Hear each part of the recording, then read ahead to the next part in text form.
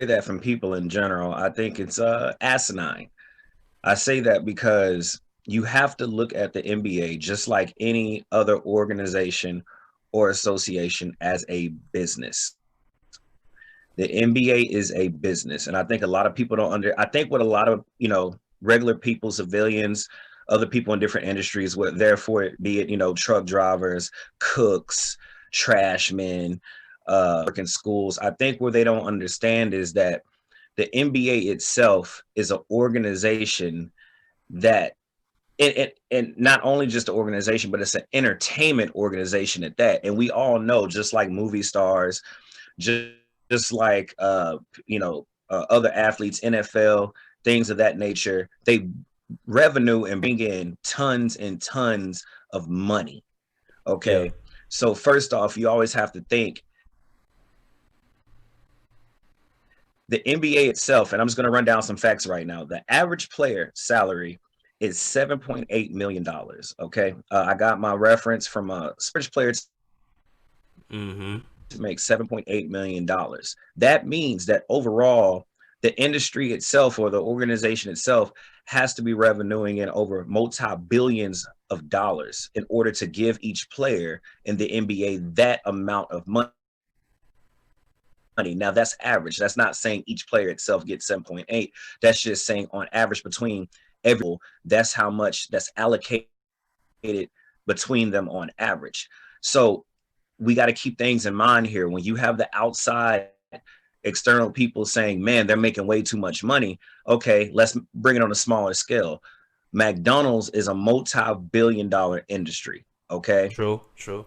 So now you have McDonald's all over the world. I'm international. I'm talking about from China all the way back to America. They're Right. everywhere. Right. And they now you have about on average about 5 to 10 people working in the back, whether that's cashiers, cooks, whatever. So McDonald's allocates a certain salary cap to each that's working the fries, to each person that's working the cashier spot. They have to break up that money amongst every McDonald's in the world. Okay, even though they're making billions and billions and zillions of dollars, you still have to break down the money of the revenue and a money management pool amongst all these different entities around the world. And that's why you have the cashier making probably $8 an hour, the manager of the store probably making $15 an hour. But you got to think there's a million, probably like multi-million other McDonald's across the world that this main pool supplies to each McDonald's. So now when you transfer that over to the NBA, the same rules apply. The NBA brings in multi-billions of dollars a year. And so with that pool of money, the CBA, which is real quick, now Ron Klimpner, the senior counsel of the Collective Bargaining Association, of CBA, he's pretty much the boss over, well, people go to him and he kind of regulates the money and how things are ran across the board in the entertainment field of sports. So he gives you a lot of insight on salary caps. Don't forget that players get endorsement deals with Yep. different entities like Nike Yep. and Adidas and stuff like Yep. that. Also, don't forget you have average player, not average player salary caps, but you have players getting into um, different ventures with partnerships and different entities. So I already said Nike, but like I believe the Golden State Warrior players, they and Silicon Valley, they were doing something with the electricity companies or something like Yep. that a few years Yep. back that they used to talk about a lot on YouTube and different avenues as far as ESPN. So a lot of people have to understand that these NBA players are literally marketing tools. And so, not to confuse or lose everybody, I say it like this. When you think of LeBron James, when you think of Kobe Bryant, when you think of Michael Jordan, right? You Mm-hmm. already think in your head, these are some of the top players of all time. Now imagine when Kobe Bryant was playing to the Los Angeles Lakers, to the NBA as a whole, he was a selling piece. He was an asset to a franchise. So anytime you had a jersey, anytime Kobe Bryant was going to play that night at the Lakers stadium, that brought in a crowd. True. Just like True. Cleveland is a small market. When LeBron goes and plays in Cleveland, that he brought them up 48% in just revenue in the arena alone. So remember that this is a business, people. This is an entity that literally makes their money off of the asset of the company itself. But what do you think, BJ? I don't want to eat up too much of your time. What do you I think? mean, you got two ways of looking at it. I feel like if you want to look at, let's look at first of all, are players getting overpaid? It's a yes and no question for me. So let's go on the reasons yes. If you want to take it the moral route, the route that there's people out here who have more jobs that are more important to humanity, such as doctors, lawyers, insurance people, teachers, people that actually pay a token to society to help people and bring one another up. You can sit there and say, well, damn, like this person makes, not even a quarter of an NBA athlete makes, but I'm helping kids grow. Like I'm helping this next generation do better. Then you can look at it like that. Yeah, NBA athletes get paid, or athletes period get paid too much money. Now look at it as the basketball route. You have players who are getting paid a lot of money, but their production is not meeting the money that they're getting. And what that's doing is that's making a cushion for these players to be more relaxed. Oh, I got, my 3, 5, 6, $7 million. I can just sit back and chill. I got my money. So the urgency to become better and the passion to play the game and to get better every day, that seems to go away when you deal with this, like, a lot of players now when they get their bread. So those are two indications that you can look out. Yes, NBA athletes are not getting paid how they should. Like, I got the top 10 players: Steph Curry, Russell Westbrook, CP3, John Wall, James Harden, LeBron James, Kevin Durant, Blake Griffin, Paul George, Klay Thompson are the top 10 players who had the highest salaries last year. So I have everybody I'm good with except John Wall and Blake Griffin, off the fact that John Wall's been off the market for almost 2 years. He hasn't been played, but he's the fourth highest paid player in the NBA. And Blake Griffin, he hasn't been nowhere to be found since he lost the Los Angeles Clippers. So that's what I have to say about that. But now the reasons where I feel like people have to understand, like, this is a business. There is different avenues you have to take when you see people in the athletic field get paid so much money. When you're dealing with a contract negotiation, you can have a play. First of all, you're getting paid off what the people choose to put in the sport. So if you have, thousands of fans coming to watch off ticket sales, that's going towards the revenue that these players are making, the salaries that these players are making. You go to watch to see LeBron James. You go to watch to see Kevin Durant. You go watch to see CP3 or, Steph Curry or Kevin Durant or Blake Griffin, or not Blake Griffin, but Russell Westbrook, whatever, James Harden. You go to watch these guys hoop. So that's kind of on the consumer that actually is putting the money into the sport. So you're spending your hard-earned money to watch these players entertain you. So I can't get mad at the players for accepting money that they earned, because this is money that you guys are putting in with us. As far as us, also the jersey sales, you're choosing to buy the jerseys of LeBron James, Steph Curry, James Harden, Russell Westbrook. You're putting the money into that. Endorsements. All these key factors are from the outside consumers. You see where I'm going with this, though? It's based off basically production and popularity. Yes, You know what I I'm do. saying? So I can't really get mad at players for, taking the money and saying, well, hell, I made it. You know what I'm saying? I'm the one that actually earned the right to make this type of money. Now it's millions of dollars I'm making, yes, but I'm not going to actually give the money back. I don't see nobody doing that. You know what I'm saying? But I think people think that who work Sure. the average American who works the regular 9 to 5 job, they're thinking in their head, well, all he has to do is dribble a basketball or, throw a football or hit a baseball, and they making millions of dollars. Meanwhile, I'm going to work every single day, clocking in, clocking out. I might not have a boss that I really particularly like. I have to deal with all these outside distractions at my job. I'm not happy. I'm waking up every morning but still not reaping the benefits that I want. That's where the frustration comes from the average American. It's like they're making money and they're also happy while making money. Like they're enjoying what they're doing, making millions of dollars. So it's a two-way street in my opinion. You can't really put a one-way tag on it, but I mean it is what it is. True. They're gonna keep making this money. It's been going on since for the last generations. It'll only get bigger. The collective bargaining agreement's only gonna get more and more money. The pot's only gonna get hotter. So hey, it is what it is, and that's what I have to say about that, bro. It is what it is. You know what I'm saying? But in more news in the NBA, the biggest news that we probably got was James Harden going to the Brooklyn Nets. There's a lot of speculation about that. Will it work with James Harden, Kevin Durant, Kyrie Irving? Will they be able to coexist? Will Kyrie Irving retire? The antics that he's been doing, how is that going to hurt the team from here on out? Let me see what you have to say about what's been transpiring this week, bro, with the Brooklyn Nets. What you think? Well, man, like you said, Jizzle, a lot has been going down in the last 3 days, man. Of course, like you just said, you had James Harden trade. You have Kyrie not showing up to practices and to games. Now, of course, looking at the ESPN and the First Takes and all these different sites and sources I looked up, a lot of people close to Kyrie, a lot of people outside of Kyrie, a lot of stuff seems like it's stemming from the social injustice aspect of his life. He's not liking a lot what's going on in the country. A lot of people kind of think that's where it's stemming from. Also, a couple of days ago, there's videos going around.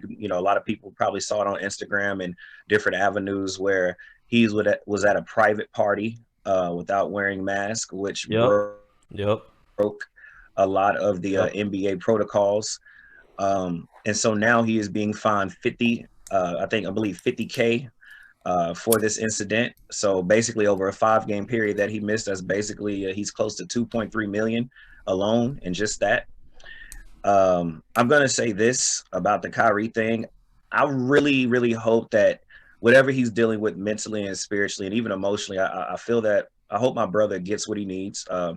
If this time is going to help him get back on track, get his mind right, then to me, it was worth it. Regardless of how much money you lose, regardless of, you breaking protocols, if this is going to help you get back in that let's win a championship mindset, then to me, it'll be all worth it.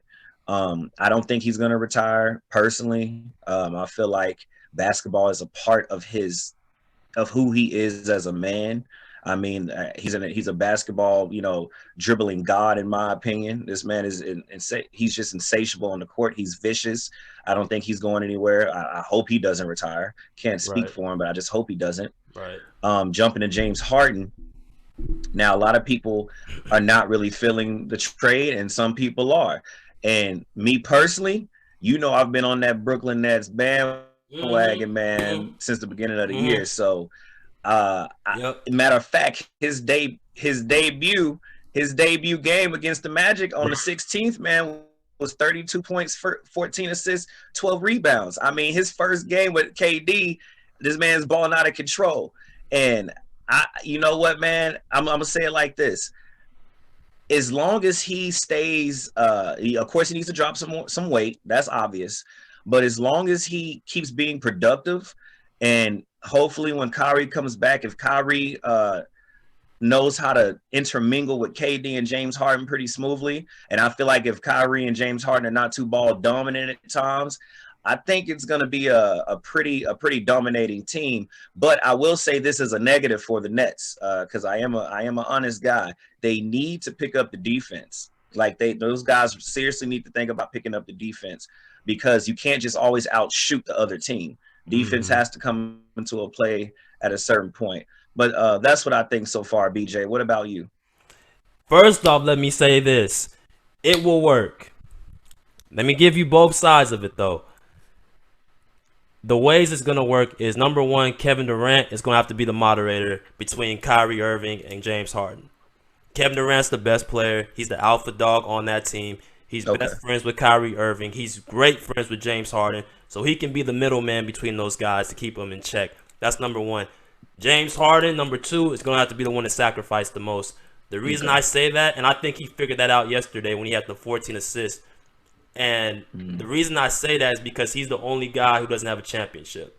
Do I feel James Harden is better than Kyrie Irving? Yes, I do, but it's not by a big margin. And I feel like James Harden understands he wants to win a championship. He's made that clear. Anything else is not even his mind. He has MVP. Mm-hmm. He has all the statistics. Um, he's been the man on his team and it hasn't gotten him no championship. So bad that he forced a trade from Houston by calling his whole entire team out by saying, we're just not good enough. So his mind is already set. He says it's championship. He's 31 years old. He's in his prime. He's ready to win right now. And I feel like he's going to make the sacrifices to do that. That's number two. Number three, Kyrie Irving will have to sacrifice.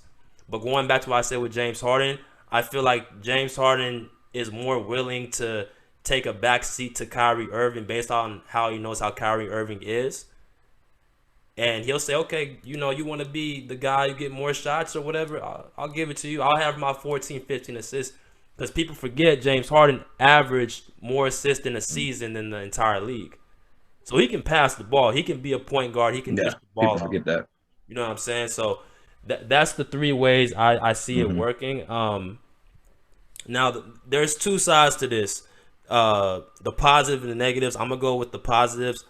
On the court, the way I see it working is that you have three dynamic scorers.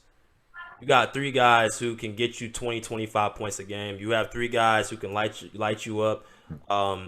That's too much firepower in your offense to be like, okay, well, I'm just going to chill. Like, this reminds me in somewhat of the KD, Klay Thompson, Steph Curry. The only difference is that you got two guys, Steph and Klay, who can play off the ball.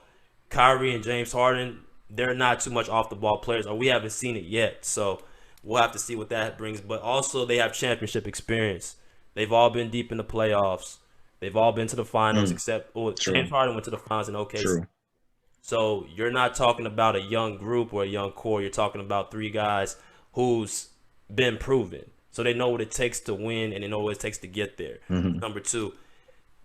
And the third thing, you brought up this point, they need to get some people that can play defense. Well, the Nets have 3 roster openings right now. So they can go out there in the free agency and get these 3 bigs or these 3 defensive players to help out DeAndre Jordan in the post and help out Jeff Green in the post. So that's a positive that they have. And just by what they gave up Karis LeVert, who's a nice player, but he ain't no James Harden. Yeah. He's not a James Harden. No, he's not. You know what I'm saying? They gave out James Allen, or the other dude, Jared Allen. They gave up him. That was gonna hurt a little bit, but to get a guy like a James Harden, you're gonna have to give something up. Yeah. My thing, going back again, you have 3 roster openings. You can go out there and get another big. You know what I'm saying? Yes. So I feel Brooklyn got a great deal out of this. I feel like everybody got a somewhat a good deal. Houston got a good deal. Indiana got a good deal. So it's a win-win for everybody. Now, negatives on the court, like you said, they lack size. They lack length. So when they have to play these teams like Milwaukee or Miami, who are defensive juggernauts, who are long in the post and long on the perimeter, they're going to have some issues. You know what I'm saying? They got to correct that. And the coaching, man, like you got Steve Nash and Mike D'Antoni as your coaches for that team. So they don't really emphasize defense. You know what I'm saying? So it's one you already got 3 guys who are not crazy on defense. It makes matters worse that you have 2 coaches who are not focused on defense. So is their whole mentality just almost going to outscore everybody? You know what I mean? Like that's what I feel like their mentality is going to be based off of. And I'm like, exactly. You got to be able to play some defense, man. You can't just be an offensive juggernaut. But once again, man, I think it will work. I feel all 3 of these guys want to win a championship, especially James Harden. With that amount of firepower, you make it work. I see people saying, well, this is just they gave up too much. And I'm like, how? They only gave up 2 really good players, and they kept the rest of their core. They kept Larry Shamer. They kept Jose Allen. They kept Jeff Green. They kept DeAndre Jordan. I mean, for what they gave up and Yeah. what they got back, I don't see the lose what happened with Brooklyn. But I think this year is they have to be at least in the conference finals. Um, if they don't make the conference finals, it's a bust. And I Hmm. see them they can possibly win this NBA finals. But they have to at least make it to the third round. Like Mm. anything below that is a I know you said but anything below that is just like it's a failure. That's just too much. That's just too much talent, bro. You can't mess that up. That's too much talent. And these guys are in their Yeah. prime. This ain't the Lakers in '04 when you had Karl Malone and Gary Payton who were past their prime. Like you got three legitimate guys who have been stars on their teams. Yes. You get that done, bro. True. You get that done. True. But got anything else, my guy? Man, the only thing I can say is I hope these guys figure out that defense. But other than that, that's it, man. All right, man. So it's gonna be a crazy season. The Brooklyn Nets are gonna be. I feel like they're gonna be all right. The Lakers are rolling. The Clippers are rolling. Um, the Suns are like. There's some great teams in the league, so I'm excited for the season how it's going. But in other news, I will have Metta World Peace on Tuesday. Is that Tuesday? Wednesday? Yeah, Tuesday. I'll have Metta World Peace doing a live interview with me, 25 minutes, and possibly have another great Laker um, right after him. So you have to stay tuned for that. If you guys have not already, Mhm. subscribe to the YouTube page. I'm still getting messages on my phone by people don't know what they're Yes, doing. subscribe.